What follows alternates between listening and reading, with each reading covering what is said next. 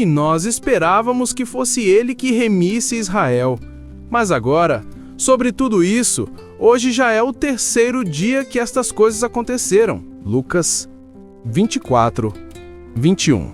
Notamos anteriormente que em vários versículos está relatado que Yeshua ressuscitaria no terceiro dia depois da sua crucificação e sepultamento.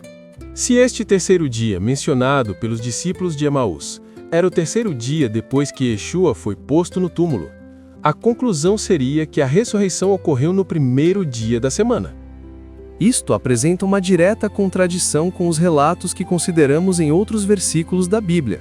Um deles, ao sinal de Jonas, e o outro, o relato feito por Mateus de que Yeshua não foi encontrado no túmulo no final do sábado. Observamos ainda que este não é um relato contraditório feito em Lucas 24, 21, como pode-se ver observando exatamente o que diz no versículo que estamos considerando. Quando o analisamos, vemos que não somente não é uma contradição, mas que é impossível que o domingo tenha sido o terceiro dia desde que o depois, seguindo o dia da crucificação de Yeshua. Por quê? Porque se domingo foi o terceiro dia depois da crucificação, não teria acontecido na sexta-feira, e sim ocorrido na quinta-feira. Pois, se o domingo era o terceiro dia depois, se seguirmos o raciocínio anterior, ou seja, contando-a para trás, o sábado seria o segundo dia e a sexta o primeiro dia depois da crucificação, não o dia do acontecimento. Seria absurdo e fora de harmonia com o entendimento comum e a dicção gramatical dizer que o dia em que Yeshua foi crucificado era o primeiro dia depois ou desde que foi feito. Isto não tem sentido, certo?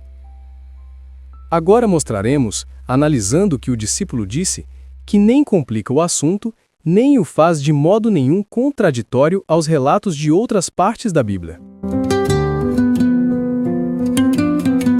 Embora o versículo que citamos seja usado geralmente para fundamentar a crença de que Yeshua ressuscitou no domingo, não o confirma. O discípulo não disse: "Hoje é o terceiro dia depois da crucificação e morte de Yeshua." Ele disse assim: "Hoje é o terceiro dia que isto aconteceu."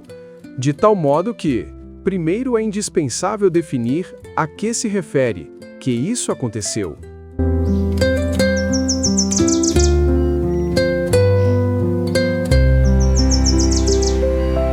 Aparentemente, os homens estavam falando de outras coisas além da crucificação e sepultura de Yeshua, porque lemos no verso 14: "E iam falando entre si de todas aquelas coisas que tinham acontecido." Isso havia incluído tudo o que havia sido feito em relação à morte e sepultamento de Yeshua.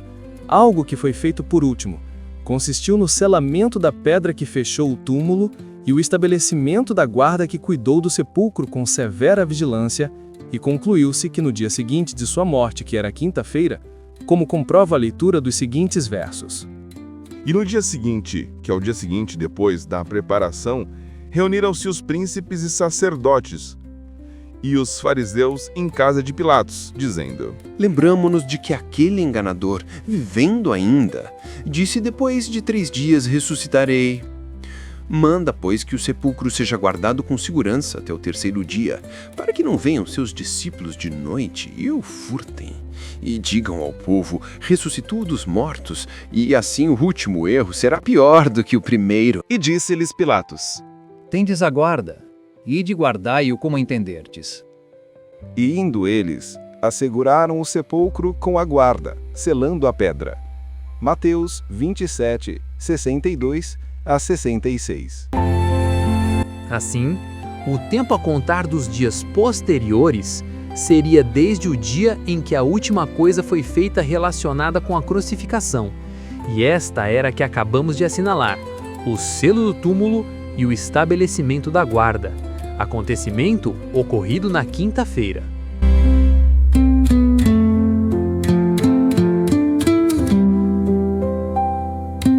Este gráfico nos mostra o dia da semana que Yeshua chegou a Betânia, 6 dias antes da Páscoa.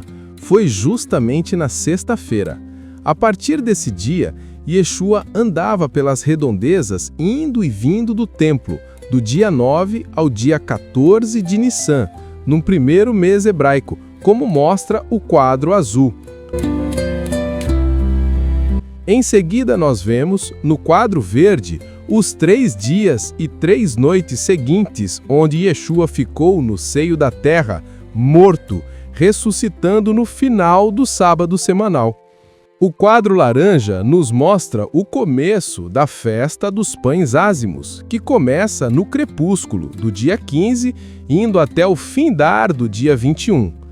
Em cima, no quadro amarelo, nos mostra o cumprimento de uma profecia de Daniel, em que o Messias é tirado ou morto na metade da semana, isto é, do dia 11 ao dia 17 de Nissan.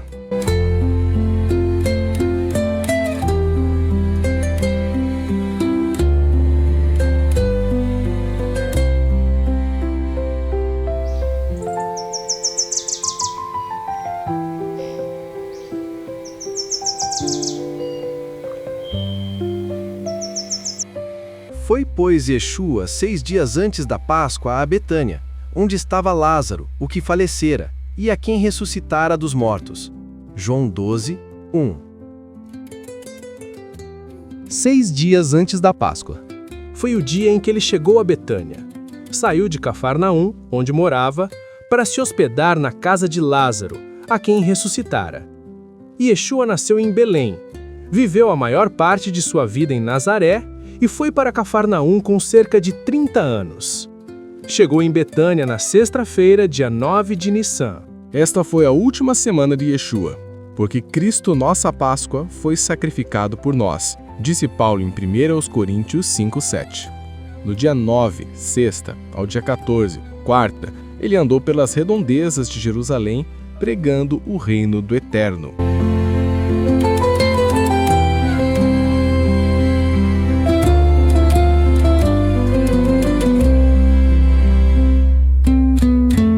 Porém, vamos para o dia seguinte, que será dia 10, sábado.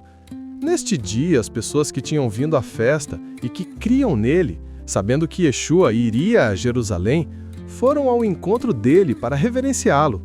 Vejam a passagem em João. No dia seguinte, ouvindo uma grande multidão que viera à festa, que Yeshua vinha a Jerusalém, tomaram ramos de palmeiras e saíram-lhe ao encontro, e clamavam Hosana, bendito Rei de Israel, que vem em nome do Senhor. João 12, 12, 13. E quando ia chegando, vendo a cidade, chorou sobre ela. Lucas 19, 41. Marcos dá continuidade à marcha para Jerusalém. Yeshua nesse mesmo dia entra no templo e durante toda a tarde observa tudo por ali. Só volta para Betânia quando já era tarde. Marcos então escreve: E Jesus entrou em Jerusalém, no templo, e tendo visto tudo em redor, como fosse já tarde, saiu para Betânia com os 12.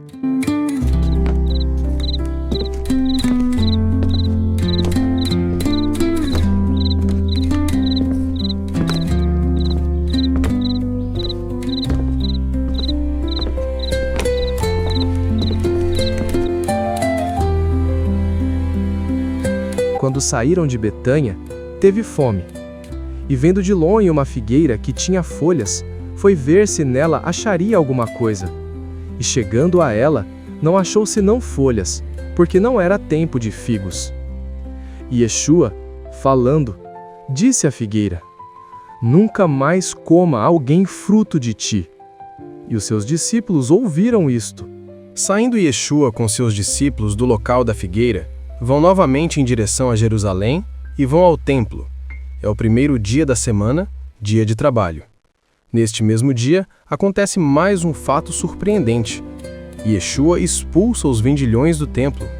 E vieram a Jerusalém, e Yeshua, entrando no templo, começou a expulsar os que vendiam e compravam no templo, e derrubou as mesas dos cambiadores e as cadeias dos que vendiam pombas. Marcos 11, 15.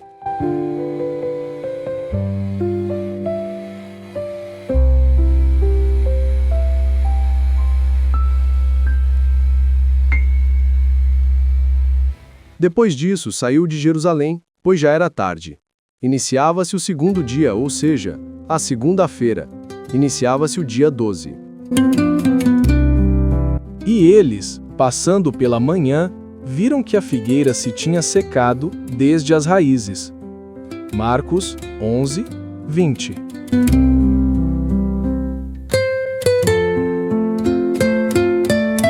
Novamente, voltando para Betânia, ocorreu mais este fato da figueira. Pedro lembrou o mestre que a figueira havia secado. Yeshua ensinou coisas preciosas sobre ter fé, orar e perdoar. Repousaram e voltaram. Foram para Jerusalém e entraram no templo. Ao entrarem no templo, nesta segunda, dia 12 de Nissan, Yeshua repreendeu bastante os fariseus, escribas e principais dos sacerdotes. Primeiramente, é interpelado pelos principais dos sacerdotes, dos escribas e anciãos sobre o batismo de João. Em seguida contou-lhes a parábola da vinha, onde eles pretendiam matá-lo, pois entendiam que a parábola se aplicava a eles. Ainda no templo, Yeshua é perguntado sobre a moeda de César. Vejam que os fariseus, saduceus e os outros do Sinédrio não davam descanso ao Salvador. Isso tudo faltando 2 dias para a morte de Yeshua. E em seguida, foi a vez dos saduceus, que não criam na ressurreição e queriam pegar Yeshua. Estamos ainda no capítulo 12 de Marcos, e existe uma sequência ininterrupta dos fatos até o final desta segunda-feira. Yeshua, ali no templo, é interpelado por vários religiosos. Depois dos saduceus, teve ali um escriba que tinha ouvido Yeshua responder com sabedoria todas aquelas perguntas, também resolveu perguntar. E perguntou ele sobre os 2 maiores mandamentos. Num outro momento, ainda no templo sentado, Yeshua comentou sobre a oferta da viúva. Percebam que estes fatos estão acontecendo na tarde de segunda. E tudo isso no templo, quando porém Yeshua resolve sair do templo. Neste momento, um de seus discípulos elogia as grandes pedras do templo. Mestre, olha que pedras e que edifícios! Vês estes grandes edifícios? Não ficará pedra sobre pedra que não seja derrubada. Em seguida, vão para o Monte das Oliveiras. Yeshua os ensina sobre os muitos cristos que virão em seu nome e sobre o sofrimento que eles padecerão.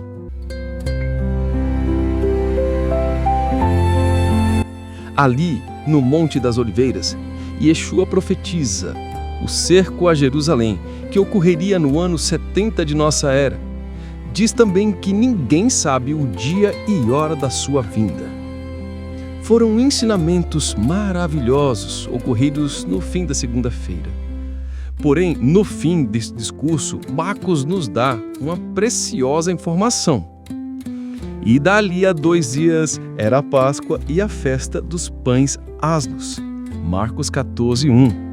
Mateus também, no capítulo 24, trata do mesmo assunto, quando Yeshua esteve ali no Monte das Oliveiras, logo ao sair do templo no segundo dia, bem no dia 12 de Nissan. Acrescentou fatos que não estão em Marcos. Mas no fim do discurso, o próprio Yeshua fala: Bem sabeis que daqui a 2 dias é a Páscoa, e o Filho do Homem será entregue para ser crucificado. Apenas um dia para a Páscoa, a maior de todas. Tão especial que Yeshua exigiu uma preparação meticulosa. Onde queres que a preparemos? Era a preocupação dos discípulos. A resposta foi detalhista. Ao entrardes na cidade, encontrareis um homem carregando uma bilha de água. Segui-o até a casa em que ele entrar, e direis ao dono da casa: O mestre pergunta-te: onde está a sala em que comerei a Páscoa com meus discípulos? Ele vos mostrará no andar superior uma grande sala mobiliada, e ali fazei os preparativos. Lucas 22, 9 a 12. Então foram. Encontraram tudo conforme predissera Yeshua. Encontraram a misteriosa sala que foi cenário, daí seu nome, cenáculo, sala da ceia, da mais maravilhosa Páscoa.